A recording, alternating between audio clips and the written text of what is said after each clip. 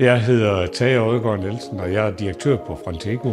Vi har produceret køkkenlåger siden 2002. Frontego samarbejder med Arbejdsmiljøcenter, fordi at det giver os ro i maven, det giver os tryghed.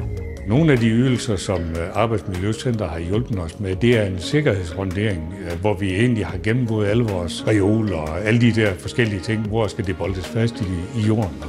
Så har vi brugt Arbejdsmiljøcenter til APV, og APV det er jo en meget langhårig historie, hvis man ikke har forstand på. Og det har de heldigvis, så der har det også været vigtigt for os, at vi har en form for spiseseddel bagefter, fordi det kan være en meget stor opgave at få det gennemført hele vejen igennem.